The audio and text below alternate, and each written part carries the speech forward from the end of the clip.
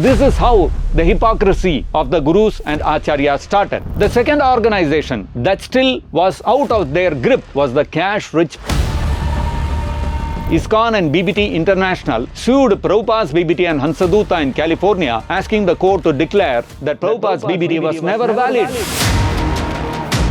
That ISKCON employees had worked on the books and ISKCON had supplied them with room and board, paper, pencil and equipment for that purpose. Srila Prabhupada's books, including all artwork, glossaries and elaborate purports, were works for hire created by Prabhupada's specific plan was that the funds from the cash-rich BBT would fund printing of more books authored by Srila Prabhupada and also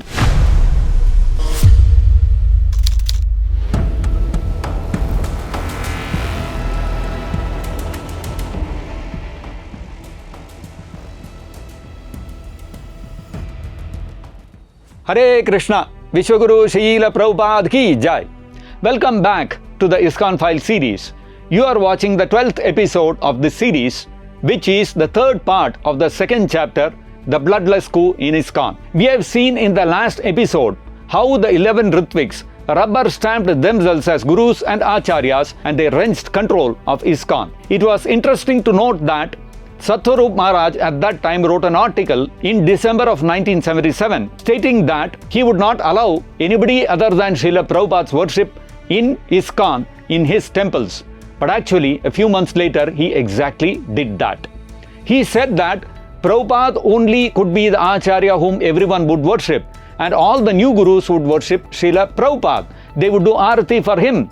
But he went back on that statement and he himself started accepting Guru Puja and worship. So this is how the hypocrisy of the gurus and acharyas started. Anyway, the 11 Ritviks were rubber-stamped as Diksha Gurus and Acharyas, and they had wrenched control of one part of the organization established by Srila Prabhupada. The second organization that still was out of their grip was the cash-rich part of the organization. And what was that? The Bhaktivedanta Book Trust, or the BBT as it is generally known. Srila Prabhupada instituted the BBT on May 29, 1972 in California as a not-for-profit trust, with himself as the settler of the trust. In the preamble to the BBT trust deed, Srila Prabhupada wrote, I, A.C. Bhaktivedanta Swami, disciple of Om Vishnupad Paramahams Ashtottarashata Sri Srimad Bhaktisiddhanta Saraswati Goswami Maharaj Prabhupada, hereby give and transfer all of my books and all property rights incidental thereto, as hereinafter described to A.C. Bhaktivedanta Swami, Balimardan Das Brahmachari and Karandar Das Adhikari as trustees in trust for the purpose hereinafter stated and to be administered in accordance with the provisions hereinafter set forth. So you see, Srila Prabhupada declared in the trust deed of BBT in 1972 that he was transferring all his copyrights, all Prabhupada's copyrights on his books to BBT. Further, in the section Purpose of the Trust, Srila Prabhupada declared, this trust is created and shall be operated exclusively for the benefit of the International Society for Krishna Consciousness, incorporated by me and qualified as a tax-exempt religious organization under the provisions of the Internal Revenue Code, and specifically for the book fund and building fund activities hereinafter set forth in particular. This trust shall exist independently of the International Society for Krishna Consciousness, and the trustees' functions and duties stated herein shall be separate and not dependent on the governing body commission of the International Society for Krishna Consciousness. So Srila Prabhupada's specific plan was that the funds from the cash-rich BBT would fund printing of more books authored by Srila Prabhupada and also to build temples, especially in India, as we have seen in the first chapter of this series. After Balimardan Prabhu's fall down and his subsequent exit from ISKCON, Srila Prabhupada made Hansaduta Prabhu the trustee in his place. Rameshwar Prabhu became the secretary of the BBT, and he was overseeing the entire book publication activity from Los Angeles Temple. After 1978, Rameshwar Prabhu had issues with Hansaduta Prabhu. This was actually common at that time amongst the Diksha Gurus because, after all, they were competitors and there was petty rivalry and constant bickering going on between the Diksha Gurus. Rameshwar Prabhu, due to his conflicts with Hansaduta Prabhu, did not find it convenient to take the trustee Hansaduta Prabhu's permission to print the books. So, Rameshwar Prabhu found an ingenious solution. He started printing Srila Prabhupada's books by registering a business entity called ISKCON doing business as BBT. Thus, clandestinely, he started printing books independent of BBT. In 1983, this ISKCON doing business as BBT published the revised and enlarged edition of Bhagavad Gita as it is, with all the changes brought in by Ch-2-Ep-3 Swami. In 1988, a new non-profit corporate entity called BBT International was registered in California, and this corporate now prints all the books of Srila Prabhupada, not BBT. And it does so by editing and changing them with impunity. This later led to a showdown between BBT, the original BBT, and ISKCON. This is described in the website ISKCONtruth.com as follows. In 1997, ISKCON and BBT International sued Prabhupada's BBT and Hansaduta in California, asking the court to declare that Prabhupada's BBT was never valid, that it never held the copyrights to Prabhupada's books, and that Hansaduta had never been a trustee. The litigation process involves what is called discovery, wherein both parties seek to obtain information from each other which might shed further light on the facts of the case. As part of this process, ISKCON and BBT International Inc. declared that Prabhupada had never owned the copyrights to his books because they were works for hire that actually belonged to ISKCON. They claimed that ISKCON employees had worked on the books and ISKCON had supplied them with room and board, paper, pencil and equipment for that purpose. Srila Prabhupada was not even named as the author of his own books. No name. According to their response, he was only one of the employees. Here is the exact wording they used in their answer. ISKCON Inc. in answer to interrogatory number 14 stated to the court, ISKCON Inc. did business under the names Bhaktivedanta Book Trust and BBT from roughly 1971 until 1976. During the relevant period 1966 through 76, Srila Prabhupada's books, including all artwork, glossaries and elaborate purports, were works for hire created by ISKCON Inc. ISKCON Inc. owned common law copyrights in them from the time they were created and became the owner of federal copyrights as soon as they were published with a copyright notice. Further, in their answer to interrogatory number 19, BBTI stated, note that BBT here refers to BBT International Inc. BBT believes that ISKCON Inc. owned the copyrights outright because the works in question were works for hire created by ISKCON Inc. ISKCON Inc. supplied the employees who worked on the books with their materials and equipment. ISKCON Inc. also supplied each of them with room and board and with a stipend for personal or family expenses. Such employees included those who worked in the art department, photography department, Sanskrit editors, Bengali editors, design and layout specialists, and proofreaders, among others. So you see, in this manner, BBTI or the GBC and the unauthorized gurus in ISKCON reduced the Srila Prabhupada to a worker for hire who was supplied with room, board, stipend for personal or family expenses, etc. to write books for them. This is completely contradicting what Prabhupada declared in the BBT trust which he formed. The GBC also declared that the BBT, which was formed by Srila Prabhupada personally, was not a legal entity at all. But the picture of the bloodless coup is not yet complete. To see the full picture, we have to go back once again to 1977. On 8th November 1977, which was less than a week before Srila Prabhupada disappeared, he made some damning statements in a room conversation. Listen to 4 excerpts of Srila Prabhupada's alarming statements made on 8th of November 1977. You wanted a poison crazy. What's the matter? क्या फरमा रहे हैं? कोई बोलता है कोई poison दिया है। किसको? मुझको।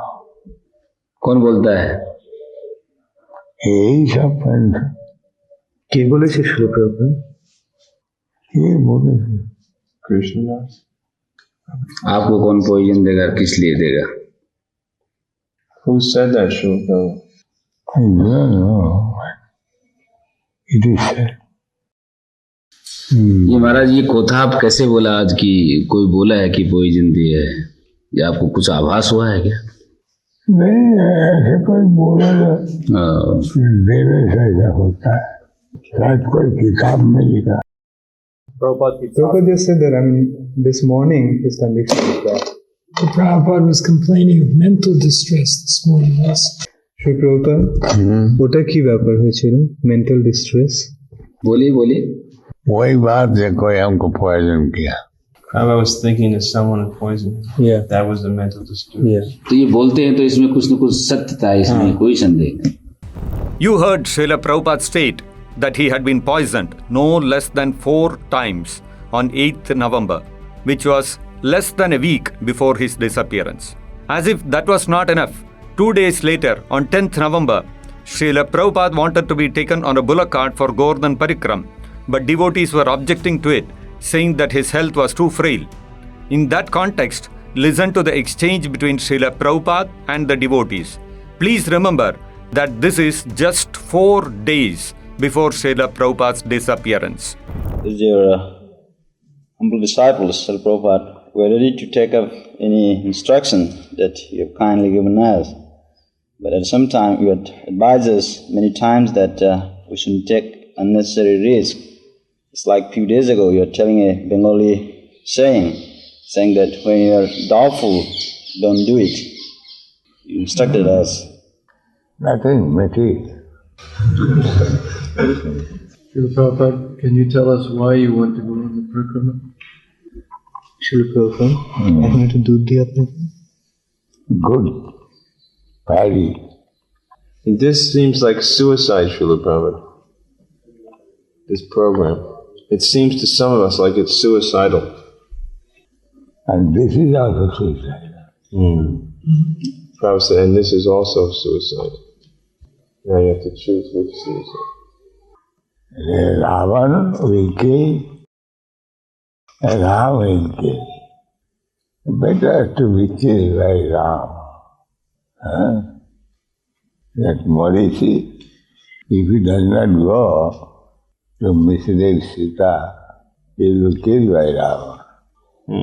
And if he goes to be killed by Rama, then it is better. Just 4 days before his disappearance, Srila Prabhupada said something as alarming as what he said 2 days earlier on 8th November. Srila Prabhupada wanted to be taken on a bullock cart to circumambulate Govardhan. When devotees objected, saying that it would be suicidal, Srila Prabhupada said that lying in his room, fully protected and under the care of his disciples, was also suicidal. Now you can make out what you can out of this. To Srila Prabhupada's statement, Tamal Krishna Goswami replied, asking Srila Prabhupada to choose which suicide he prefers. Again, it is up to you to make out what you can out of this. And to Tamal Krishna Goswami's statement, Srila Prabhupada responded that it is better to be killed by Rama than Ravana, meaning better to die while circumambulating Govardhan than die while lying on his bed in his room. These statements of Srila Prabhupada formed the basis for many devotees in ISKCON to ask the GBC to investigate the allegation of poisoning of Srila Prabhupada. A committee did some preliminary investigation at the behest of the GBC and prima facie found evidence of poisoning. The committee wanted a more professional investigation on this, but the GBC stonewalled all further investigation. The GBC had no problem spending millions of dollars on child abuse court cases and even more millions on the court case against ISKCON Bangalore, but they could not find a measly few $1,000s to investigate the poison allegations. This led to senior devotees like Balavanta Prabhu, Naveen Krishna Prabhu, both former GBC members, and others like Nityananda Prabhu, commencing their own investigation with professional forensic analysis. This is elaborately covered in the 2-volume book series titled Srila Prabhupada's Hidden Glories by Nityananda Prabhu. Those of you who wish to know in detail about the poison issue can read this book. While we have 2 conversations recorded on 8th and 10th of November 1977 with Srila Prabhupada, there are rumors that more damning statements by Srila Prabhupada could have been suppressed by the GBC. Govinda Dasi Mataji raised clouds of doubt over the available recorded conversations of Srila Prabhupada for the year 1977. Govinda Dasi Mataji's analysis is as follows. The months of March through August have an extremely high number of no-tape days, and the month of September has no tapes at all. We see that 136 of the 214 days, 64%, from the period March 1 to September 30 have no tapes. There are large blocks of consecutive days with no tapes. Most notably, number 1, 19 days in March, while Srila Prabhupada was in Vrindavan and Bombay. This is unexplainable because Srila Prabhupada remained quite active with many visitors. Number 2, 14 days in June, just after the key May 28 appointment tape discussions. There must have been plenty of room discussions with Srila Prabhupada in follow-up to the dramatic announcement of an officiating Acharya system for initiations after Srila Prabhupada's departure. This is very suspicious that there are so few tapes available from this critical time period. Why? Also, a staggering 45 empty days from August 18 to October 1. Actually, after July 9, the day of the famous letter, there are only 15 tapes in the next 53 days, 28%. This is very unusual. The obvious suspicion is the tape recordings containing discussions and clarifications on the officiating Acharya or Ritvik system announced by Srila Prabhupada on May 28 were duly recorded but deliberately disappeared. May 28 until October 2 or 4 months has just 55 tapes, while October alone had 62 tapes when Srila Prabhupada was far more ill than in June, July, August or September.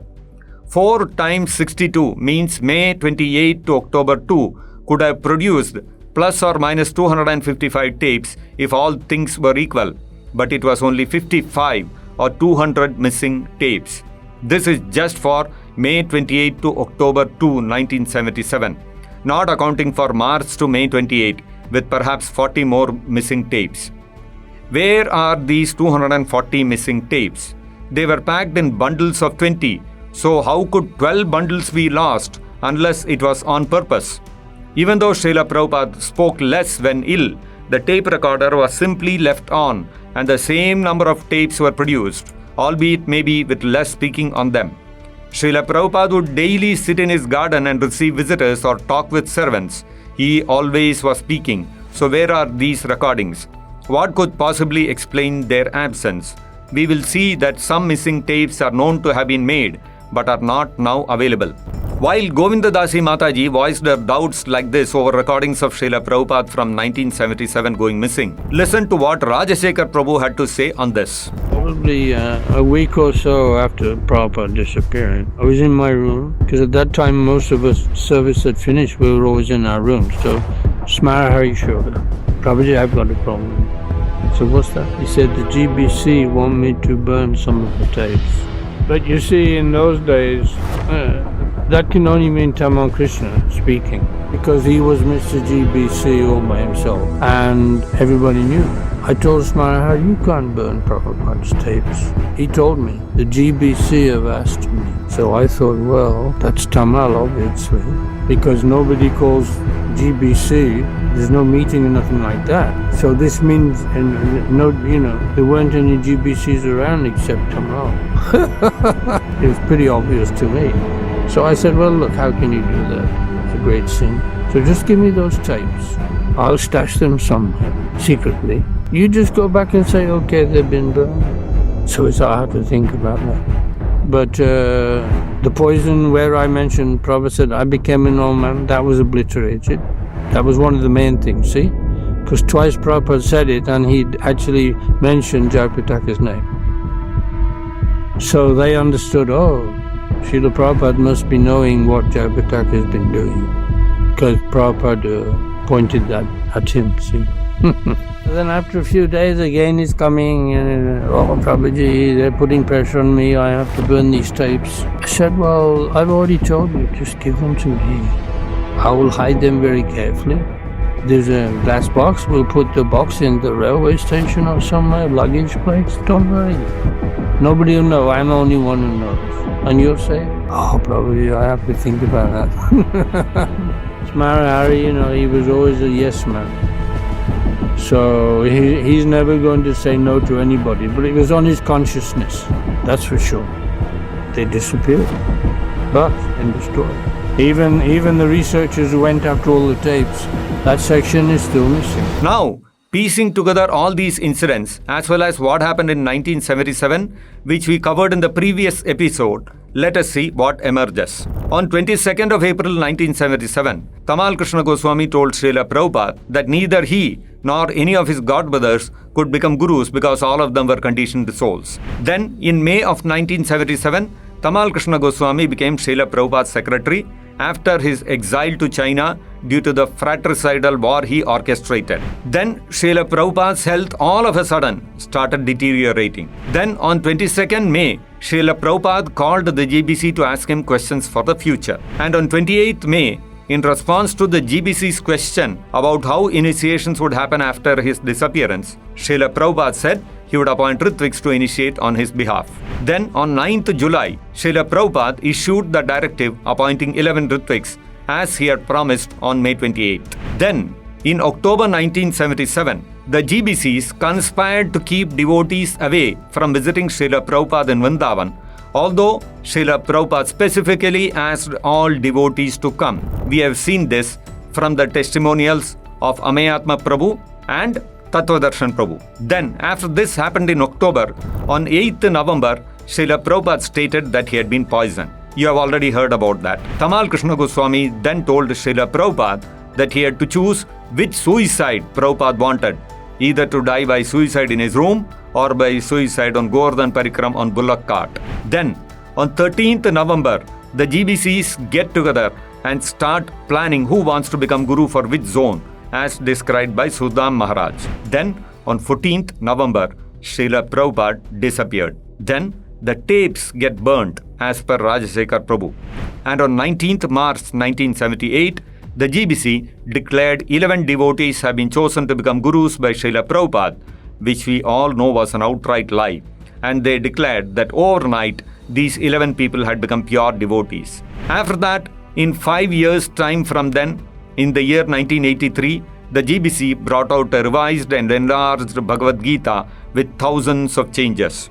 And then, in 1988, the GBC created a new corporate entity, BBT International, with the BBT International as the author and Srila Prabhupada as its worker for hire, paving the way to make several more thousands of changes with impunity to all books of Srila Prabhupada. Now, when you look at this timeline, what picture does this paint of the GBC? Not a very pretty one, right? Does it not look like a well-orchestrated, planned conspiracy?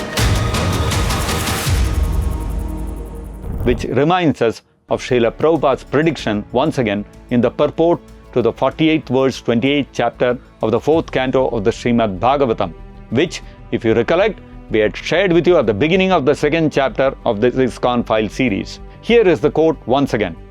Unfortunately, when the Acharya disappears, rogues and non-devotees take advantage and immediately begin to introduce unauthorized principles in the name of so-called Swamis, yogis, philanthropists, welfare workers, and so on. The Acharya, the authorized representative of the Supreme Lord, establishes these principles, but when he disappears, things once again become disordered. The perfect disciples of the Acharya try to relieve the situation by sincerely following the instructions of the spiritual master. Rogues had indeed hijacked Srila Prabhupada's movement in total. How these people, after hijacking ISKCON, introduced unauthorized principles as predicted by Srila Prabhupada and rendered ISKCON disordered from 1978 onwards is another chapter in itself altogether in the history of ISKCON. Are you eager to know about how this chapter panned out? If yes, you are welcome to immerse yourself in the events in the 3rd chapter, the excesses of the zonal acharyas, in the next episode of the ISKCON Files series. So don't forget to join us in our next episode, which will mark the beginning of the 3rd chapter. And today we end the 2nd chapter in the ISKCON Files series. Until you join us in the next episode, Hare Krishna, Vishwaguru Srila Prabhupada ki Jai.